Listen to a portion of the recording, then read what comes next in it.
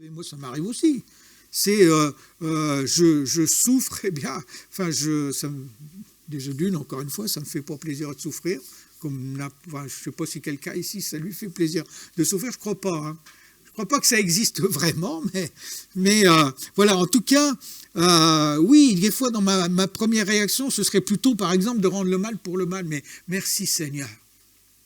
Combien je peux remercier le Seigneur de ce que, même si quelquefois c'est ma première réaction, eh bien le Seigneur qui touche mon cœur, très vite je comprends que ce n'est pas ce que je dois faire parce que je suis un enfant de Dieu.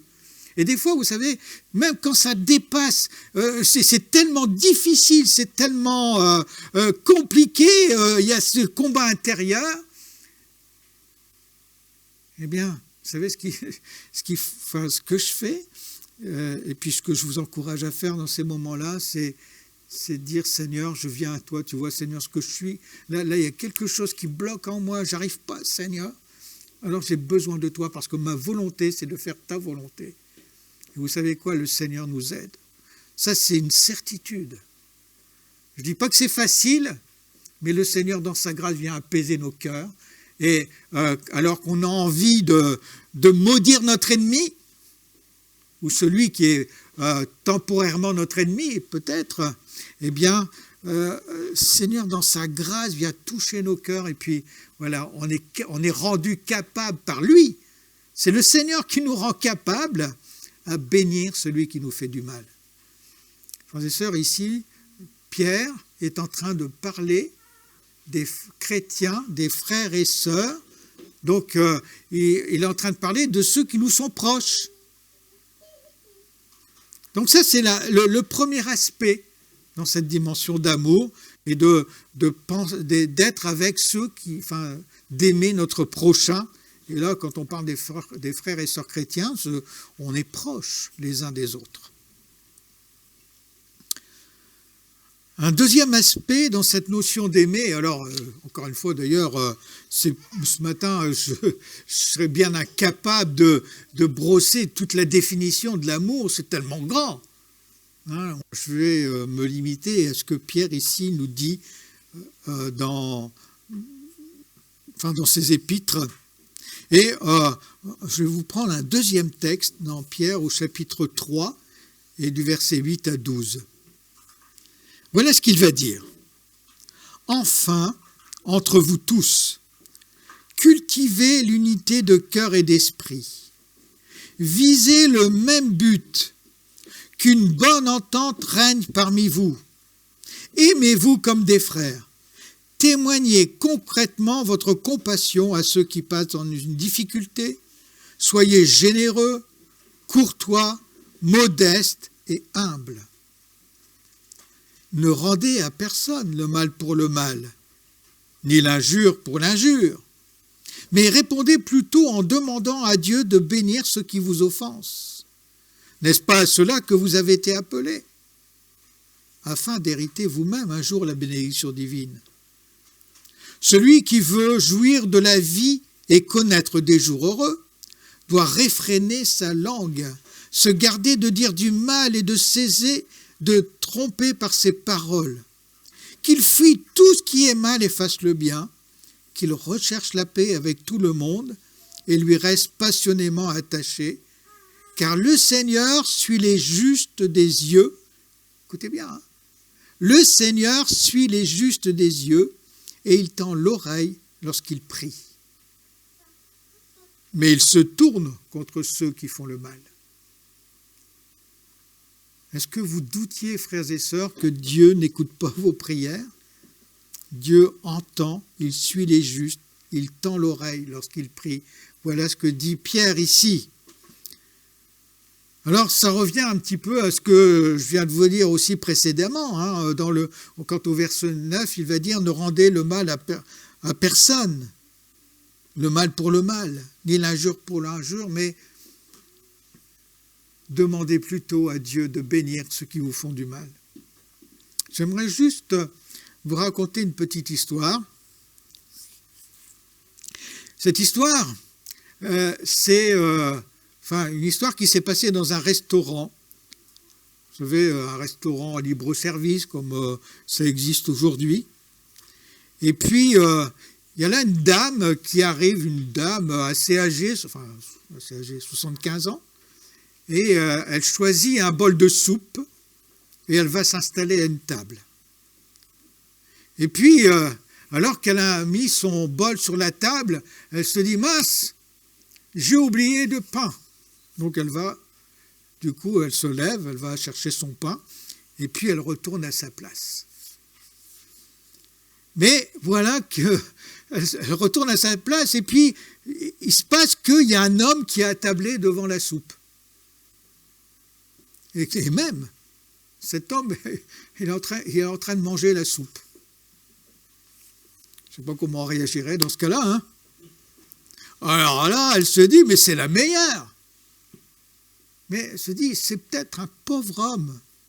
Je ne vais pas lui faire de remarques, mais tout de même, je ne vais quand même pas me laisser faire comme ça. Alors elle s'empare d'une cuillère, et puis elle s'assied en face de l'homme, et puis elle commence à piocher dans la soupe, dans le bol de soupe. Et puis, du coup, l'homme et la femme, là, ils sont en train de manger ensemble, tour à tour. Chacun prend sa soupe dans le bol. Et puis à un moment donné, l'homme se lève, il va chercher une généreuse assiette de spaghettis à la bolognaise et il la dispose devant la gentille dame avec 2 fourchettes. Et ils mangent donc tous les deux en silence à tour de rôle. Et puis ils se quittent. Alors la dame dit « Au revoir » paisiblement. « Au revoir » répond l'homme, avec une douce lueur dans les yeux. Il donne l'impression d'un homme qui est heureux d'avoir aidé son prochain. Il s'en va donc, et la dame le suit des yeux. Et puis du même coup, elle voit sur la table d'à côté un bol de soupe qui semblait oublié. Donc, je ne sais pas si vous avez compris. En fait, cette dame, elle avait posé son bol de soupe sur une table, et puis quand elle est revenue, elle s'est trompée de table. Et donc cette dame, elle a mangé dans le bol de cet homme. Elle croyait que c'était son bol, que cet homme était en train de manger dans son bol, mais ce n'était pas ça du tout. Quelquefois, on ne sait pas. Hein. On se fait des jugements parce qu'on croit savoir, et on croit qu'on est dans la vérité dur comme fer, et puis on se trompe complètement. Frères et sœurs, ça arrive. Je ne dis pas que c'est toujours comme ça, mais quand même, ça arrive souvent. En tout cas, remarquez quand même que dans cette histoire, cette dame qui croyait que cet homme était en train de manger dans son bol de soupe, eh bien, elle n'a pas empêché cet homme de continuer à manger son bol de soupe. Simplement, elle s'est mise à côté, puis, en face de lui, puis elle a commencé à manger. Elle n'a pas fait de reproches. Et puis cet homme, je ne sais pas comment vous aurez réagi, vous, à la place de cet homme qui était là, qui voit cette femme s'asseoir à côté, en face de lui, prendre une cuillère et puis manger dans son bol. Je ne sais pas si on l'accepterait. Hein. On me dirait, Jean-Bernard, c'est une histoire. Oui, c'est une histoire. Je ne sais pas si elle est vraie, cette histoire, hein, mais peu importe. Je pense qu'il y a quand même des enseignements.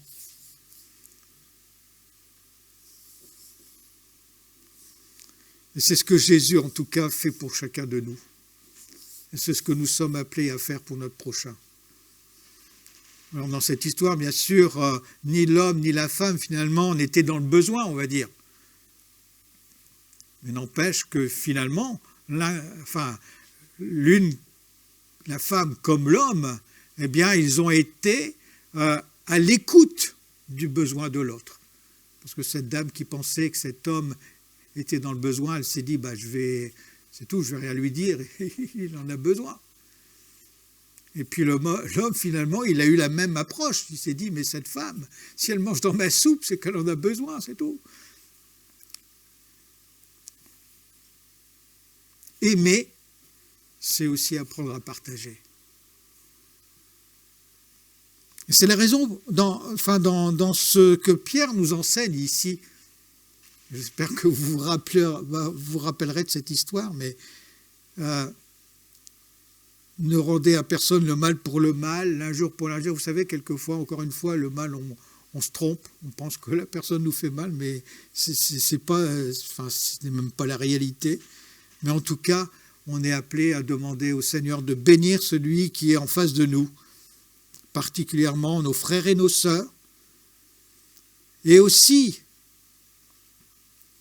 dans ce texte de Pierre, et au niveau de l'Église en tout cas, il dit qu'on doit faire en sorte qu'une bonne entente règne parmi nous, qu'on doit s'aimer comme des frères et des sœurs. Et plus que ça, qu'on doit témoigner concrètement notre compassion à ceux qui passent dans une difficulté. Et ça rejoint cette notion, justement, quand je vous disais qu'aujourd'hui c'est la journée du sel. Alors, vous savez, bien sûr, frères et sœurs, on ne peut pas aider tout le monde, c'est pas possible. Mais en tout cas, on est là pour prendre en compte ceux qui sont à côté de nous dans le besoin, en fonction, bien sûr, de nos possibilités. Vous savez, tout ce qui se passe aujourd'hui, tous les problèmes par exemple, cette guerre en Ukraine, c'est terrible ce qui est en train de se passer. Et on voit cet élan de solidarité quand même dans la société, beaucoup. C'est même assez incroyable finalement ce qui est en train de se passer. Alors, il y a l'Ukraine qui est à notre porte, alors peut-être que ça nous touche davantage, c'est compréhensible. Et nous, au niveau de l'Église, on a aussi cette volonté de vouloir aider. C'est pour cela qu'on a fait ce principe de la collecte, pour pouvoir donner et pourvoir aux besoins. Puis, frères et sœurs, c'est juste en tant qu'enfants de Dieu. Après, sur cette terre, il y a tellement de besoins partout. Même au milieu de nous, quelquefois, et quand il y a des besoins particuliers dans nos frères et sœurs, dans notre cercle proche, mais bien sûr qu'on est là aussi, et qu'il faut avoir cette notion de pouvoir aider. Pierre, ici, va dire, voilà, quand il dit « aimez-vous comme des frères », il va dire « soyez généreux, courtois, modestes, humbles ». Ça fait partie de l'amour. Prendre en compte le besoin de son prochain. Alors, aimer son prochain, bien sûr, Dieu ne nous demande pas d'être je vais dire ça comme ça, encore une fois, le terme, excusez-moi du terme, mais Dieu ne nous dit pas d'être des pigeons, c'est pas ça l'histoire. Vous savez, il y en a il y a des personnes, quelquefois ça arrive, qui profitent de nous. Je veux dire, Dieu ne nous dit pas qu'on doit, qu'on doit laisser les gens profiter de nous. Non, c'est pas cette dimension-là. Aimer, c'est prendre en compte le besoin réel de la personne. Et ça fait partie de l'amour, ça fait partie du peuple de Dieu, ça fait partie de ce que nous sommes en tant qu'enfants de Dieu, dans cette dimension d'amour. Une autre notion, encore une fois, je reviens de nouveau dans ce que Pierre enseigne, au chapitre 4 maintenant, versets 7 à 11. Voilà ce que va dire Pierre. Il dit « La fin de toute chose approche. Soyez donc raisonnables. Menez une vie ordonnée, sobre, dans la maîtrise de soi, la vigilance, et le recueillement nécessaire à la prière. » Une nouvelle fois, Pierre nous parle de la prière. C'est quelque chose qui est indispensable dans notre vie d'enfant de Dieu. Et puis au verset 8, il veut dire « Avant tout, veillez à ce que notre amour réciproque ne se refroidisse pas. Rappelez-vous que l'amour couvre bien des fautes. Exercez l'hospitalité envers les frères en la foi sans vous plaindre. » Ah, ça, là, ça fait tellement partie de la nature humaine adamique, ça, se plaindre les uns des autres. Moi, j'ai souvent pensé, je suis un homme adamique, j'ai aussi, moi, ma nature adamique. C'est pour ça que je peux en parler, je sais de quoi je parle. Mais ça m'arrivait régulièrement de le penser, puis de dire quelquefois dans des échanges, si on mettait autant de temps à parler à prier pour des situations, pour des personnes, si on prenait ce temps-là pour prier plutôt que pour parler sur le dos de l'un et de l'autre. Je ne sais pas si vous comprenez ce que je veux dire. On prend tellement de temps à parler sur « Ah, il a fait telle chose, enfin bref, vous comprenez ce que je veux dire. On parle, c'est tellement naturel pour nous de parler sur le dos de l'autre. Oui, ça c'est vraiment notre nature adamique. Mais si le temps qu'on passait à parler sur le dos de l'un, on le prenait pour prier en disant « Seigneur, bénis cette personne, tu vois, elle a besoin. » Parce que oui, il y a cette situation, où il y a ces circonstances, elle a tellement besoin de toi. Si on la mettait, on prenait le temps qu'on passe à parler sur le dos de l'un et de l'autre, on le prenait pour prier pour l'un et pour l'autre. Ah, mais c'est ce que nous dit Pierre ici. Veillez avant tout que notre amour réciproque ne se refroidisse pas.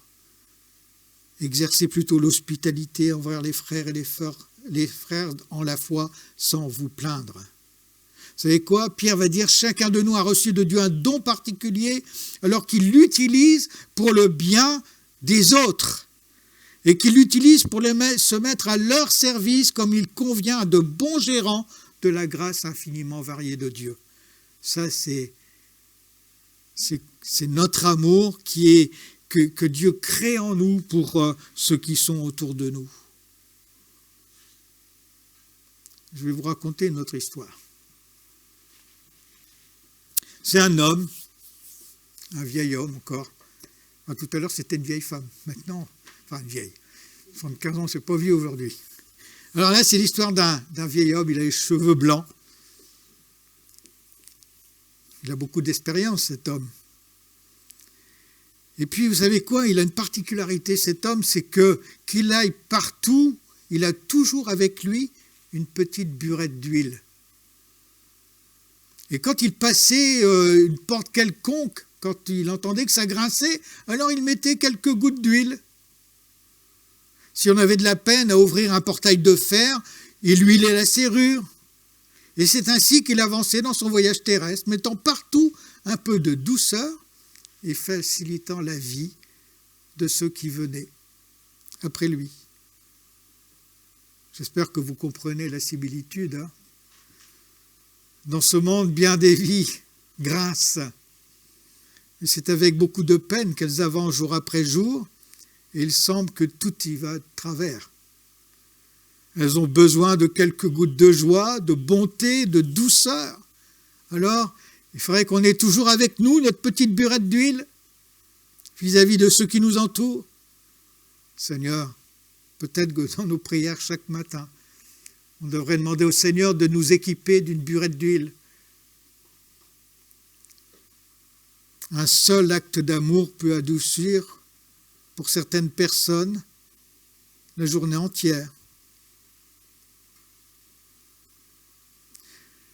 Frères et sœurs, nous touchons certaines vies une fois seulement dans notre voyage ici-bas, et puis notre route s'éloigne de la leur pour ne plus jamais les rencontrer. Ce sont des choses qui arrivent. Hein? Alors, encore une fois, on devrait se promener avec notre burette d'huile. Hein? Que de vies ont été encouragées. Ça, c'est l'expérience de celui qui a fait cette histoire. Que de vies ont été encouragées, bénies, sauvées même d'une catastrophe par quelques gouttes d'huile d'amour. Une parole douce, un sourire, une poignée de main, aplanissant ainsi le chemin pour l'arrivée du Sauveur dans des cœurs endurcis et fermés quelquefois. Un mot aimable est comme un rayon de soleil sur un cœur triste. Voilà ce que devrait être, ce que nous devrions être, nous, les enfants de Dieu que nous sommes. Mais cette petite histoire, oui, encore une fois, on devra avoir sur chacun de nous, enfin en nous plutôt, je dirais, dans notre caractère, dans ce que nous sommes, Seigneur, qu'on ait en nous cette burette d'huile pour faire du bien à ceux qui en ont besoin. Même quand on est enfant de Dieu, même quand on est chrétien, bien quelquefois, dans notre vie, c'est difficile. Et il arrive que même dans notre vie, il y ait de l'aigreur, il y ait où ça grince en nous, dans notre intérieur. Merci Seigneur pour les frères et sœurs que tu mets à nos côtés. Et alors que ça grince dans notre être intérieur, ou à cause d'une situation que nous sommes en train de vivre, eh bien, recevoir de cette huile d'amour, eh bien, fait que de notre frère, de notre sœur, une parole douce, un encouragement, enfin, un geste d'amour. On le sait bien, frères et sœurs, ça peut tout changer. Ça ne change peut-être pas la situation dans laquelle on est comme ça à l'instant T. Mais ça change notre regard sur la situation. En tout cas, moi, ça me parle. Alors voilà, frères et sœurs, aimer. Aimer fait partie de la vie de l'enfant de Dieu. Comme je disais tout à l'heure, et je vais terminer là-dessus, mais parce que je ne vais pas développer les autres points, il reste 2 points à voir, c'est malgré la souffrance et puis cette espérance, espérer. Ça, l'espérance, c'est tellement important, surtout dans la société et dans le monde dans lequel on vit aujourd'hui. Mais merci Seigneur pour cette espérance que tu mets en chacun de nous. Mais avant cette espérance, frères et sœurs, on a besoin de manifester, on a besoin de vivre en nous cet amour. Déjà, dans l'Église, c'est ce que dit Pierre ici, c'est-à-dire que dans un certain sens, il me semble que je comprends le fait, mais c'est aussi en même temps, je me dis que ça paraît normal finalement. C'est que si je suis incapable de manifester l'amour dans l'Église, comment est-ce que je vais pouvoir le manifester vis-à-vis de tous ceux qui ne connaissent pas Dieu, quoi.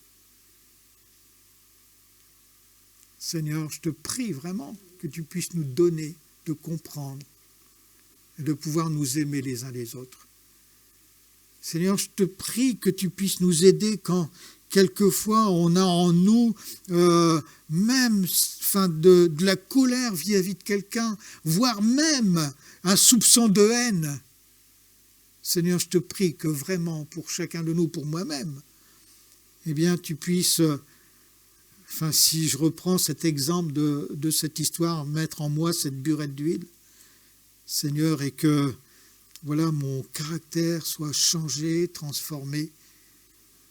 Et je comprends, Seigneur, et oui, je te prie, Seigneur, que tu puisses nous aider et que tu puisses vraiment, nous faire grandir en toi, parce que Seigneur, toi, tu es celui qui a l'amour parfait pour chacun de nous. Seigneur, quand nous disons et quand nous prenons le fait que tu es notre modèle, oui, Seigneur, toi, tu es le modèle parfait, c'est vrai. Et Seigneur, quelquefois, on oublie de regarder au modèle que tu es. Et Seigneur, je te prie, ce matin, Seigneur, pour chacun de mes frères et sœurs, et bien sûr, pour moi-même, parce que moi aussi, quelquefois, j'oublie. Seigneur, que ma vie soit le reflet, même si, bien sûr, on est en chemin les uns et les autres. Seigneur, on n'a pas encore atteint le but parfait. Seigneur, on ne veut surtout pas retourner en arrière. Seigneur, tout ce que j'ai raté dans le passé, et tout ce que nous avons raté, Seigneur, les uns les autres dans le passé, eh bien, que tu puisses nous aider, Seigneur, que ce ne soit plus le cas, Seigneur, dans le futur. Seigneur, rends-nous capables, Seigneur, de partager notre bol de soupe avec celui qui en a besoin, Seigneur. Seigneur, rends-nous capables d'accepter quelquefois parce qu'on a mal compris les choses et les situations, mais en tout cas, Seigneur, de ne pas être dans une attitude de faire du mal, mais que on soit les uns les autres, parce qu'on est l'Église, dans la même attitude que la tienne. C'est-à-dire, toi, quand on t'a fait du mal, eh bien, tu as fait du bien. Seigneur, on sait, Seigneur, ces choses. Seigneur, donne-nous de pouvoir les accomplir. Seigneur, permets qu'on puisse être des enfants de Dieu. Seigneur, équipés de cette burette d'huile, Seigneur. Seigneur, c'est ainsi que nous serons capables, comme toi, Seigneur, d'aimer ceux qui sont autour de nous. C'est ma prière ce matin pour chacun de nous. Je te rends grâce, Père, dans le nom de Jésus. Amen.